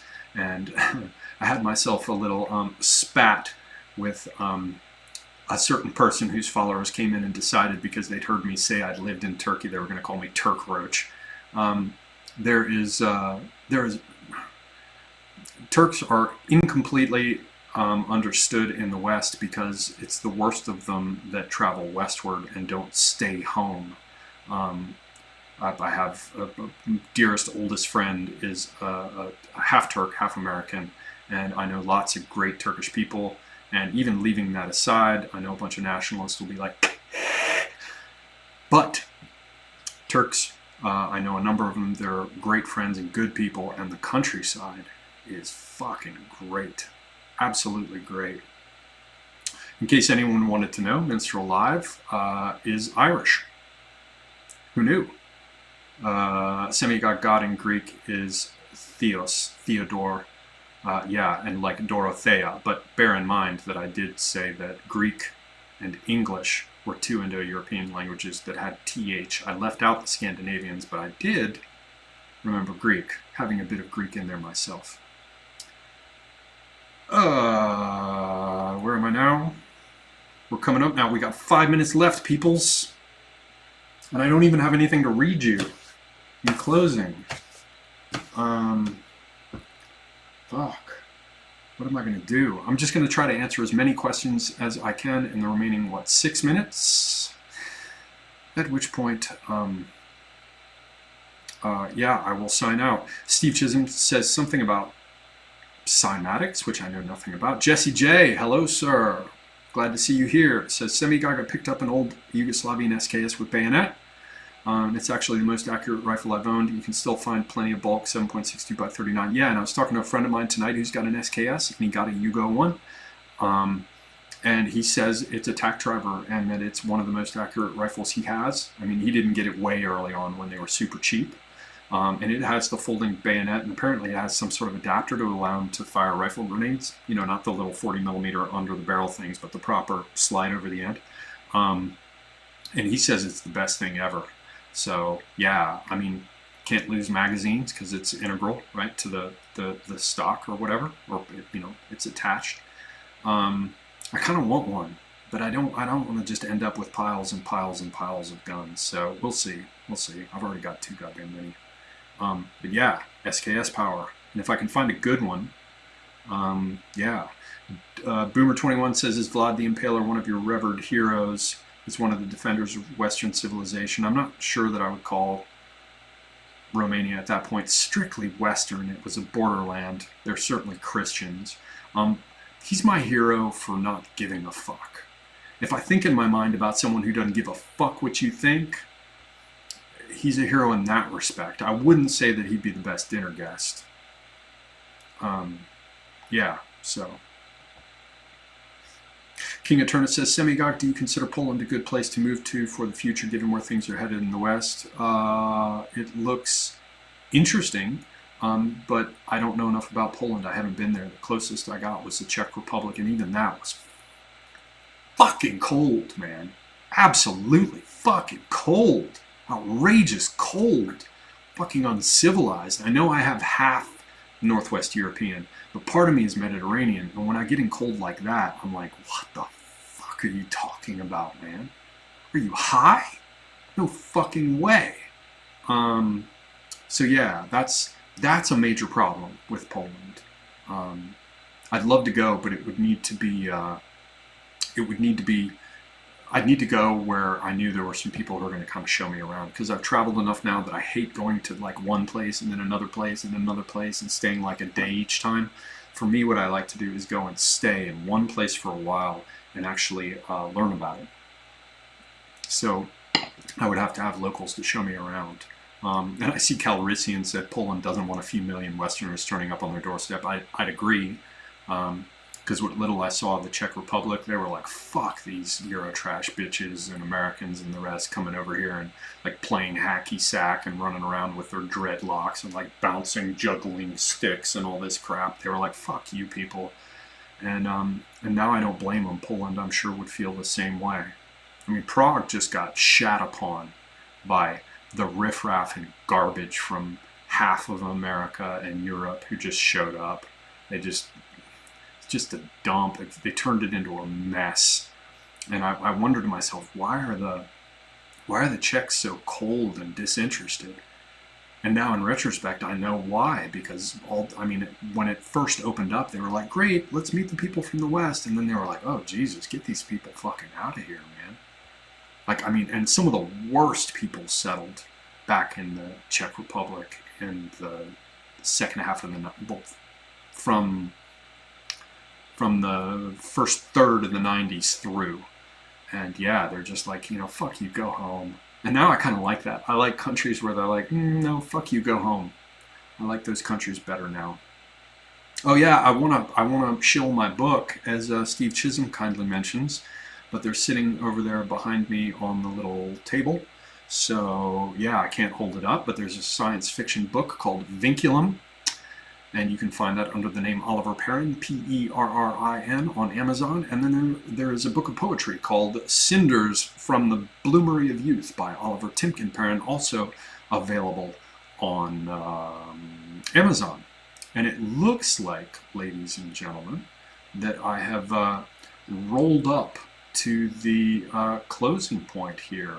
And so I would like to thank everyone very, very much for joining me, for putting up with the slow start at the beginning of this stream, and for staying with me till the end. If you have any further questions or any subjects that you think would make a good topic for an upcoming discussion, or if you have any people that you think I should interview or maybe go on their channels or whatever, I'm happy to hear about it. And it's probably about time that I do my part to have people with fewer followers onto my channel to help promote them, because other people have supported me in the same way. So yeah, let me know in the comments, not in the chat, because I'm about to disappear, but let me know in the comments for the stream, and I will take that into account. If anyone wants to reach me directly, I won't go into all the crap about the P.O. Box now, but you can reach me by using Proton Mail, Semiogogue, at Proton Mail. Thank you all for joining me very, very much. Until next time, I am Semiogogue, and I am out.